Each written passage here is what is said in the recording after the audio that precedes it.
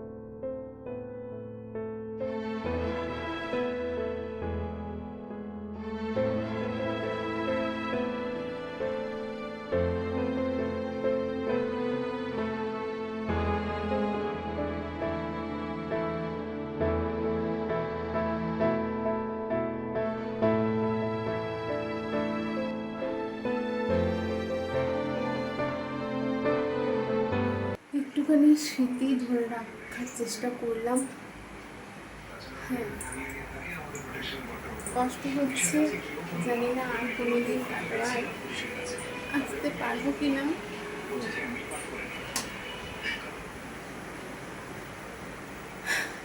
খুব তাড়াতাড়ি আমার ডেলিভারি ডেট, ঠিক আছে? তো ফোনটা রাখি।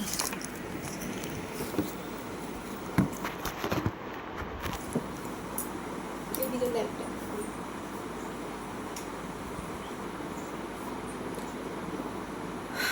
তো খুব তাড়াতাড়ি আমার ডেলিভারি ডেট আছে, চলে যাব কালকে। ঘরটা অনেক কষ্ট করে কিনেছি, অনেক অনেক কষ্ট, অনেক শোক। এই শহরে, এই ফ্ল্যাটে অনেক অনেক স্মৃতি জড়িয়ে আছে। ছোটো থেকে আমি জন্মেছি তো ফ্ল্যাট, মানে এই শহরে অনেক স্মৃতি, অনেক কিছু। তো আমারও কষ্ট হচ্ছে, আমার মায়েরও কষ্ট হচ্ছে, আমার বাবারও কষ্ট হচ্ছে।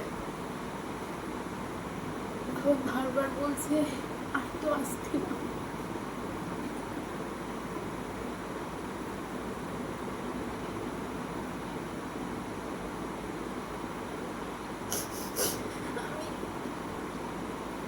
আমি আসতে পারবো না। আসতে পারতাম, প্রত্যেকটা মুহূর্তে আমি আসতে পারতাম, কিন্তু ওর মাঝে আমার ডেলিভারি পড়ে গেছে। মেয়ের দিকে আমার ডেলিভারি, আর ওরকম টাইমেই সমস্ত কাজকর্ম মিটে যাবে। কিন্তু 8 মাস চলছে, যেহেতু আমার 8 মাস পড়ে গেছে, আর তো আসা জার্নিং করাটা তো আর সম্ভব না। তো ভীষণ কষ্ট হচ্ছে। বাবা একটু আগে আমাকে বলছে আর তো আসতে পারবি না, কি করে আসবো?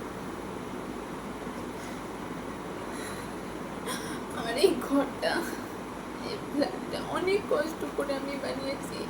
আমার বাবা রক্ত জল করা পয়সা দিয়ে এই ফ্ল্যাটটাকে বানানো হয়েছিল। অনেক স্মৃতি জড়িয়ে আছে এই ফ্ল্যাটে। আমার মেয়ে হয়েছিল, আমি 7 মাসে মানে পেটে মিঠি, তখন আমি চলে এসেছিলাম বাপের বাড়ি, মানে এখানে আমার ডেলিভারি হয়েছিল। এখানে এই ঘরটাতে আমার মেয়ের স্মৃতি জড়িয়ে আছে। আমার বাবার অ্যাক্সিডেন্ট, এই খাটে বাবা অ্যাক্সিডেন্ট হয়ে পড়েছিল। অনেক স্মৃতি, অনেক সুখ দুঃখ, এগুলো থেকে আমার বিয়ে। এখন কি করবো, কষ্ট হচ্ছে, কিন্তু পরিস্থিতি যেরকম, মানে একটা ওই যে বলে না, একটা পেতে গেলে একটা হারাতে হয়। আমি মানে এই ভিডিওটা এই জন্যই করছি, তার কারণ এটা একটা স্মৃতি হিসেবে আমি রেখে দেওয়ার জন্য ভিডিওটা করছি, অন্য কোনো কারণ নেই। আমি এই যে ভিডিওটা আমার পুরো ফ্ল্যাটে কোনায় কোনায় যা আছে না আছে সমস্তটা আমি ক্যামেরা বন্দি করলাম। এটা আমি সারা জীবন এই ভিডিওটা আমি দেখতে পারবো, সারা জীবন আমি এটা দেখতে পাবো। আমি যতদিন বাঁচবো, আমার পুরো বয়স হয়ে গেলেও আমি এই ভিডিওটা দেখতে পারবো, ওই জন্য আমি বানিয়ে রাখলাম।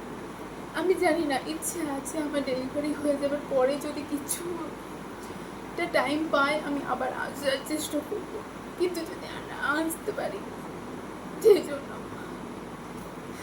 অনেক স্মৃতি জড়িয়ে আছে, জানো তো, অনেক স্মৃতি। খুব কষ্ট হচ্ছে, আর আসতে পারবো কি পারবো না জানি না। হ্যাঁ, কাটোয়া হয়তো আবার আসতে পারবো, কাটোয়াতে আমার এই ঘরে আর আসতে পারবো না। তখন এই ফ্ল্যাটটা, এই ঘরটা অন্য কারোর হয়ে যাবে।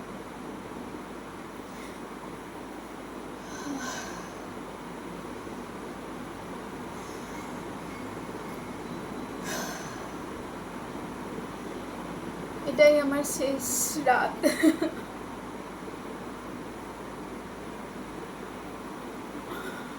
হয়তো এটাই আমার শেষ রাত এই ফ্ল্যাটে, আমার ফ্ল্যাটে।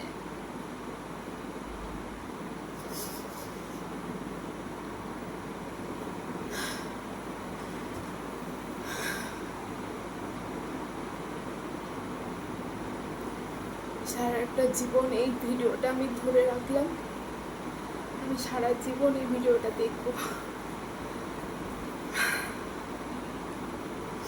মিস করবো ফ্ল্যাটটাকে, প্রচুর মিস করবো, যতদিন বেঁচে থাকবো ততদিন মিস করবো।